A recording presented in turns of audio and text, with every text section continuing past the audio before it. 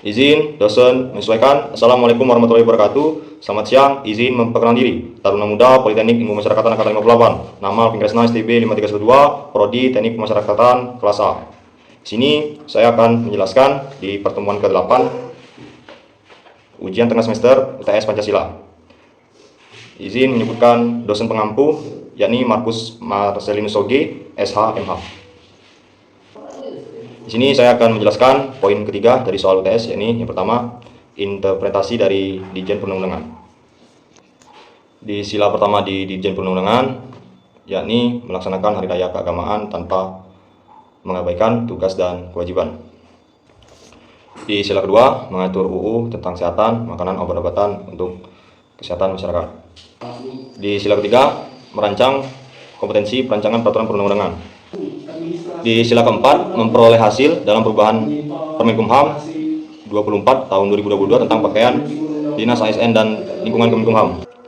Di sila kelima, ada merancang peraturan layanan penuntutan hak. Lanjut yang kedua, tentang interpretasi administrasi hukum umum. Di sila pertama, badan hukum yang bergerak di bidang keagamaan tanpa mencari profit atau keuntungan. Di sila keduanya, mengutamakan kepentingan masyarakat dalam pelayanan publik di dalam UPT.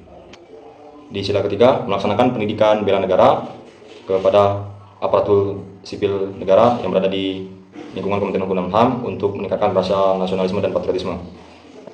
Di sila keempat, memperbaiki sistem demokrasi agar kedepannya lebih transparan untuk ditampilkan ke publik. Di sila kelimanya, memberikan kemudahan pelayanan secara online untuk memenuhi hak dan kewajiban bagi masyarakat. Baik, yang ketiga saya akan menjelaskan interpretasi Pancasila di Ditjen Imigrasi. Di sila ke-1, melayani masyarakat asing maupun lokal tanpa memandang keagamaan. Yang kedua, pelayanan dan penyediaan fasilitas secara maksimal untuk masyarakat kota maupun masyarakat yang berada di daerah yang berada di pedalaman. Sila ketiga, memperketat hukum terutama di perbatasan wilayah negara agar tidak terjadinya perpindahan warga imigrasi yang ilegal. Sila keempat, adanya pusat informasi pelayanan terpadu untuk memberikan informasi yang akurat untuk memudahkan masyarakat tanpa membedakan suku, agama, ras antar golongan.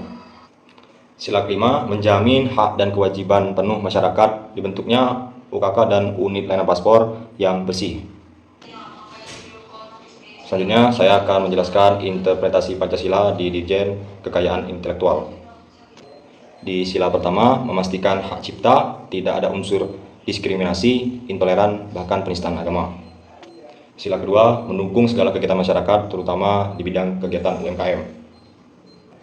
Sila ketiga, meningkatkan ekonomi bangsa yang sejalan dengan kemajuan kekayaan intelektual dan menjadi anggota APEC dengan agenda kerja. Di sila keempat, merancang dan meluncurkan program unggulan guna pelayanan publik yang terbaik serta maksimal.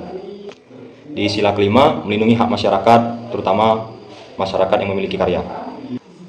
Selanjutnya, saya akan menjelaskan interpretasi Pancasila di Ditjen Hukum Asasi Manusia. Sila ke-1, menanggulangi pelanggaran HAM dalam pendidikan keagamaan tanpa adanya intoleransi dan diskriminasi. Di sila kedua, pelaksanaan pemantauan dan penguatan di bidang HAM.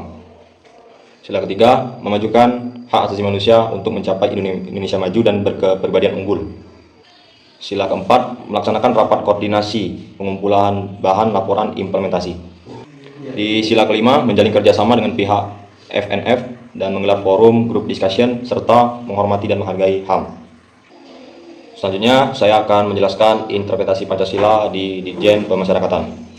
Di sila ke-1, melaksanakan kegiatan keagamaan bersama terkhusus untuk warga binaan atau anak binaan yang berada di LPKA Medan. Sila kedua, melaksanakan kegiatan yang berunsur kemanusiaan seperti melaksanakan donor darah di UPT. Sila ketiga, melarang serta tidak memperbolehkan peredaran obat terlarang untuk persatuan dan kesatuan bangsa. Di sila keempat, mengadakan rapat koordinasi pengendalian capaian kinerja guna penyusunan target kinerja ke depannya. Di sila kelima, terdapat hak memperoleh kesehatan. Ditjenpas rutin menggelar acara cek kesehatan berkala bagi warga binaan pemasyarakatan agar kesehatan mereka terjaga dengan baik. Baik, saya akan melanjutkan penjelasan saya di poin B, yakni Pancasila sebagai dasar pelaksanaan pelayanan publik di bidang pemasyarakatan. Yang pertama, saya akan menjelaskan interpretasi pembinaan kepribadian narapidana. Di pembinaan kepribadian narapidana, di sila ke-1-nya mengadakan pembinaan keagamaan secara rutin dan terukur. Di sila keduanya, semua warga binaan pemasyarakatan mendapatkan perlakuan hak dan kewajiban yang sama. Di sila ketiga, melaksanakan dan melestarikan kebudayaan seperti karawitan di UPT maupun di lembaga pemasyarakatan. Di sila keempat, petugas melaksanakan perintah dengan penuh integritas serta tanggung jawab penuh. Sila kelima, memberikan pengembangan diri kepada warga binaan pemasyarakatan untuk memenuhi hak dan kewajiban warga binaan pemasyarakatan. Selanjutnya saya akan menjelaskan interpretasi Pancasila di bidang pembinaan kemandirian narapidana. Di sila ke-1-nya, saling menghormati antar sesama maupun antar umat beragama. Di sila kedua, mengubah WBP menjadi pribadi yang lebih produktif agar mereka menjadi seorang yang kreatif dan inovatif. Di sila ketiga, menanamkan rasa cinta tanah air dengan menghasilkan produk lokal dengan kerajinan yang telah dibuat oleh warga binaan pemasyarakatan yang berada di dalam lembaga pemasyarakatan. Di sila keempat, yakni penetapan biaya pajak untuk negara, serta di sila kelima, warga binaan pemasyarakatan melaksanakan kegiatan gotong royong untuk menghasilkan suatu karya yang berguna bagi bangsa dan negara. Selanjutnya saya akan menjelaskan interpretasi Pancasila di bidang pembimbingan pelayanan pemasyarakatan yang terdapat di Bapas kelas 2 Mataram. Di sila ke-1, menjalankan ibadah sesuai ajaran agama masing-masing secara hikmat. Di sila kedua, melaksanakan bimbingan pada setiap klien. Di sila ketiga, melewati jalanan yang ekstrim dalam bertugas demi terpenuhnya target capaian kinerja yang maksimal. Di sila keempat, melaksanakan sidang tim pengamat pemasyarakatan.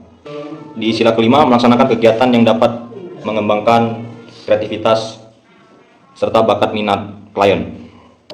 Selanjutnya saya akan menjelaskan interpretasi Pancasila di bidang pelayanan tahanan. Di sila 1, yakni melaksanakan kegiatan kesadaran beragama untuk umat muslim mengadakan sholat berjamaah dan umat Kristiani mengadakan ibadah minggu secara rutin. Di sila kedua, mengembangkan kompetensi baik di bidang kesenian maupun kerajinan tangan. Di sila ketiga, menimbulkan sikap kesadaran berbangsa dan bernegara. Di sila keempat, kegiatan konseling dan penyuluhan hukum. Dan di sila kelima, yakni menyadarkan dan membuat sikap untuk menjaga fasilitas umum yang ada. Dan yang terakhir, saya akan menjelaskan tentang interpretasi Pancasila di bidang pemeliharaan, benda sitaan, dan barang rampasan. Di sila 1, yakni menjalankan tugas secara jujur sesuai ajaran dan nilai-nilai yang terkandung di dalam agama. Sila kedua, memperhatikan secara khusus dengan penuh keintegritasan terhadap barang sitaan negara. Di sila ketiga, membuat laporan hasil pemeliharaan secara tertulis dan dilaporkan kepada Kepala Rubasan. Di sila keempatnya, dapat mengikutsertakan pihak ketiga dalam pelaksanaan pemeliharaan atas izin Kepala Rubasan. Dan di sila kelima, melaporkan hasil pemeliharaan barang basan kepada Kepala Rubasan melalui pejabat administrasi agar hasil tersebut menjadi hasil yang transparan. Izin dosen menyesuaikan.